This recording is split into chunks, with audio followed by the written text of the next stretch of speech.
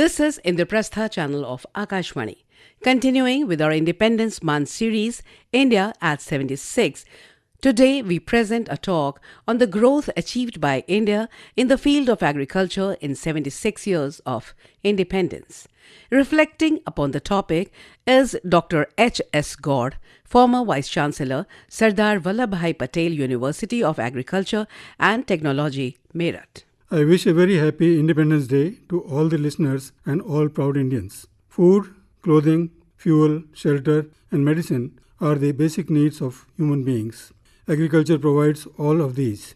Therefore, the oldest profession of man has been agriculture. Due to the favorable soil and climate for agriculture, India has been an agrarian country for thousands of years. Round the year, all types of crops are produced at one or the other place in the country. Agriculture in India has been a complex mix of multiple systems dependent on climate, soil, vegetation and other natural characteristics, subject to uncertainties from seed to market. The British focused more on commercial crops, less on food crops. Famines took millions of lives. One good thing that happened was the establishment of Indian Agricultural Research Institute, then called the Imperial Agricultural Research Institute, and 5 agricultural colleges around 1905 for higher education and research in agriculture. These have paid rich dividends. After attaining independence in 1947, the then population of 340 million started increasing rapidly, but the food grain production was less than 50 million tons per annum and remained low for several years. Within a few years, there was a huge shortage of food grains. We became dependent on the import of wheat from abroad, the ship-to-mouth existence, as we say. The memory of the long queues for weekly rations after 1960s still gives me goosebumps. Our then Prime Minister, Sri Lal Bahadur Shastri ji, gave a clarion call for every Indian to fast a day in a week. He inspired the agricultural scientists and farmers to work for self-sufficiency in the production of food grains. In the 1950s and 1960s, area expansion was the means of production growth. Since then, the emphasis was on increasing the productivity and quality of crops. Under the then leadership of the country, many scientists like Dr. B.P. Pal, Dr. M.S. Swaminathan, Dr. A.B. Joshi, Dr. V.S. Mathur and many others developed new varieties of wheat with the help of Dr. Norman Borlaug, the Nobel laureate. They also increased the availability of irrigation and fertilizers and focused on the control of pests and diseases. As a result, within a few years, the country surprised the world by ushering in the first green revolution. The country became self-sufficient in food grains. Since then, the white revolution in milk, blue revolution in fish, yellow revolution in oilseeds, and the rainbow revolution in horticulture have made India proud to raise head in the community of developing and developed nations. Since independence, the population has increased 4 times, but our food grain production has also increased from 50 million tons to 330.5 million tons, over 6.6 times last year. Besides the 351 million tons of horticultural produce, that is 11 times of what we produced in 1950. Today, India has emerged as the world's largest producer of milk, pulses, jute and spices, and has the world's largest livestock like buffaloes.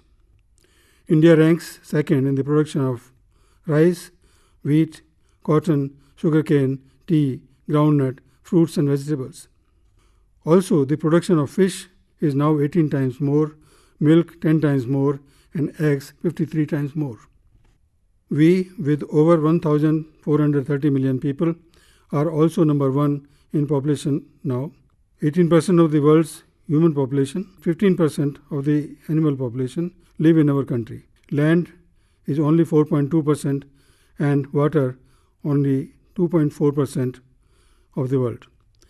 Land area under agriculture has been decreasing due to industrial growth, urbanization, roads, airports and other infrastructure. That is why India's transformation from food scarce to food surplus nation is no less than a miracle. We now export food grain to several countries. There is a myth that contribution of agriculture to GDP is only 15 to 18% in different years. This does not mean that agriculture is performing so poorly. Agriculture produce is priced low and regulated to let it remain affordable to the consumer. Also, no industry can perform without the inputs and raw materials from agriculture and with hungry workforce. Therefore, the indirect contribution of agriculture is also immense. However, Indian agriculture is grappling with several daunting challenges of enhancing food productivity, profitability, and resilience in the backdrop of growing population, shrinking natural resources, rising climate change, and declining farm income. We need to give priority to increasing farmers' income, reducing fertilizer use, water use, increasing the use of renewable energy, reducing the intensity of greenhouse gas emissions, and so on. We need safer pesticide and pest management systems. 26 million hectares of degraded land also needs to be reclaimed. We need to develop sustainable agri-food systems involving smart farmers and smart farming. Value addition of harvested produce is necessary. Primary processing and packaging at village level can greatly benefit our farmers and public. Farmer producer organizations have a big role to play. There is a growing necessity to apply recent advances in agricultural sciences in India. We now have protected cultivation, hydroponics, aeroponics, production systems, research related to biotechnology, microbes, climate change, etc. is yielding good results. Our government is very positive to application of science and agriculture. Digital technology and agri-finance are also contributing significantly to prosperity. Satellites, drones, artificial intelligence, machine learning, robotics are increasingly finding applications in agriculture in India. These advancements will provide Indian farmers with the right technologies and knowledge.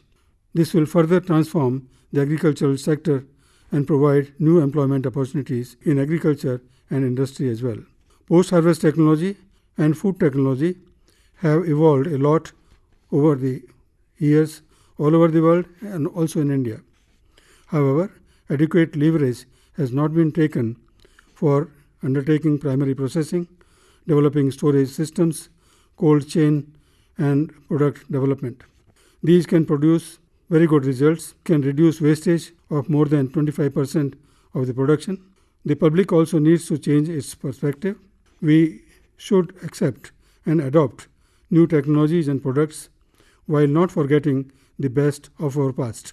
We must appreciate the efforts of our farmers and scientists who have worked relentlessly to keep us fed and healthy physically and financially. India is again starting a new agricultural revolution by strongly promoting the use of millets.